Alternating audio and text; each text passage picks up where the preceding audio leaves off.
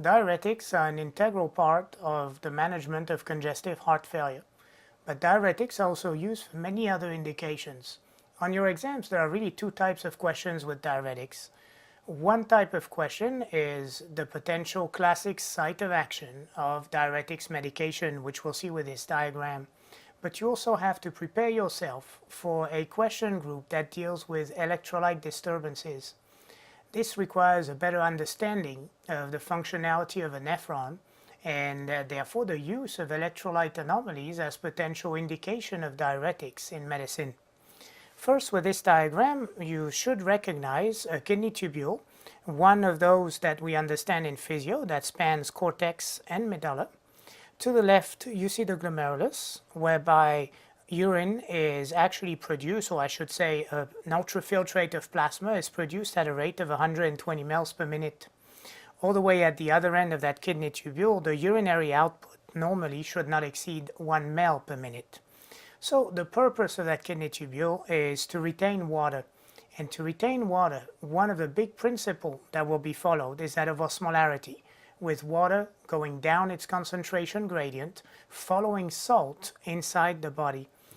The other problem that we're going to have to keep in touch with here is the process of electroneutrality, whereby for each positive charges, to maintain an adequate membrane potential, a negative charge would have to follow, or otherwise there would have to be exchange of similar charges.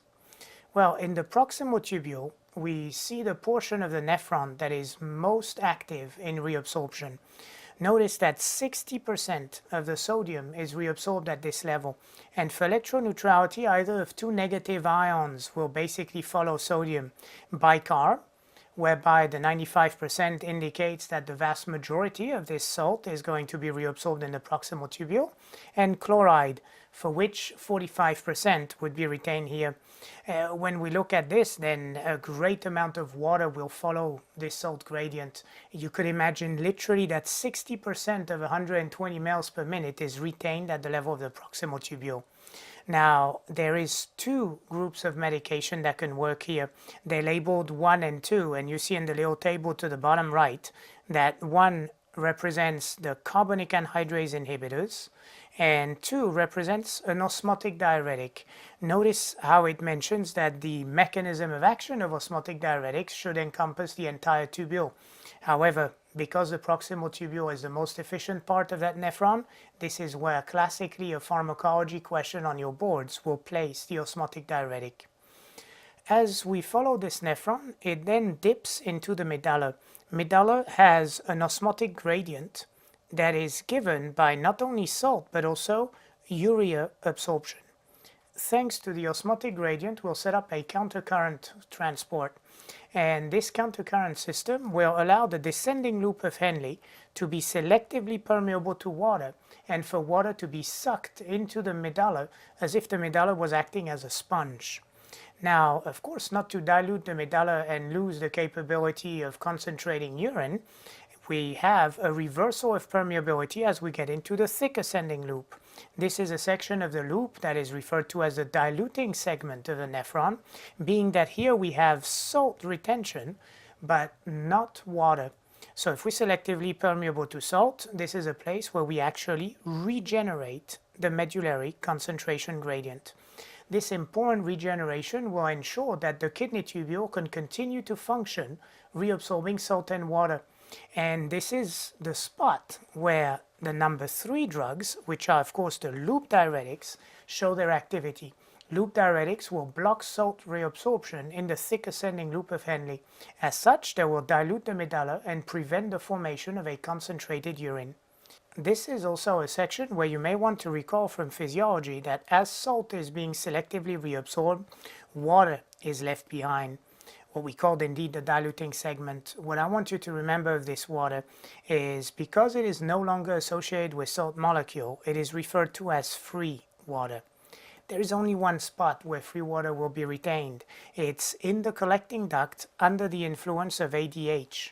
ADH, antidiuretic hormone, if its receptors work well, will place aquaporin channels And water will then be retained, again, because of a concentration gradient that was instated in the medulla by salt and urea reabsorption.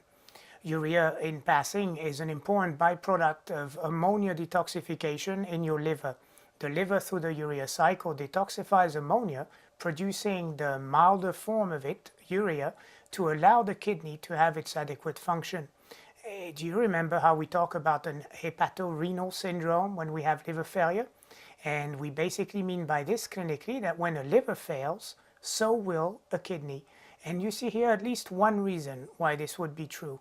Without the urea, there would be no way that we would be able to concentrate the urine through the action of ADH. Well, we're not done with salt yet. If we go back earlier in the tubule, the distal tubule at position 4 is still a spot where we retain some sodium chloride. The sodium chloride retained at this level is much less than anywhere else, only about 10%. This is nonetheless the site of action of thiazides. It's also a place where we see PTH dependent calcium reabsorption. More to come about this when we review the thiazides. Then finally, in the late distal tubule and early collecting duct is where the effect of the hormone aldosterone under the control of renin-angiotensin system will have most of its action. We will see a sodium reabsorption, maybe less than 5%, but nonetheless regulatory. And importantly, as the positive charges of sodium come back into the body, here they are not accompanied by chloride or bicarbonate, but rather here there will be counter exchange with other positive ions, particularly potassium, and also to a certain extent protons. So here we go with then our last group of diuretics, which are known as potassium sparing or aldosterone receptor antagonist, and these drugs will always be placed on the diagram in the early collecting duct. Now, as I reopen this image all clean so that you can still follow my scribbling that we're doing together here, I would like you to now pay attention to at least one major electrolyte disturbance which in your syllabus is talked about underneath this figure. You see, most diuretics will try and fool our kidney to lose salt and water. However, the kidney is an organ that is specialized in preventing this from happening.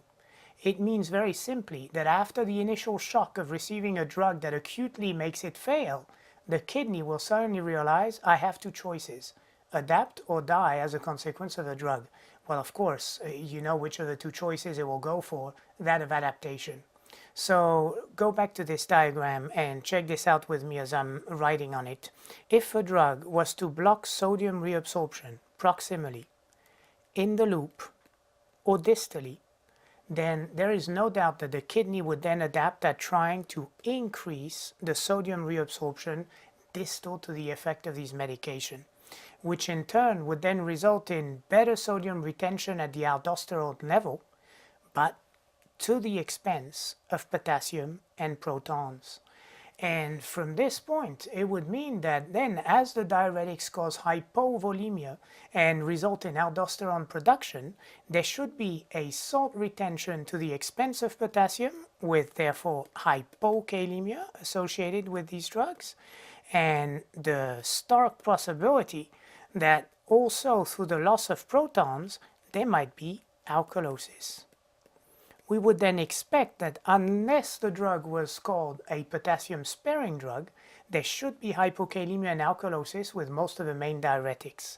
Certainly, we'll review this also in the notes.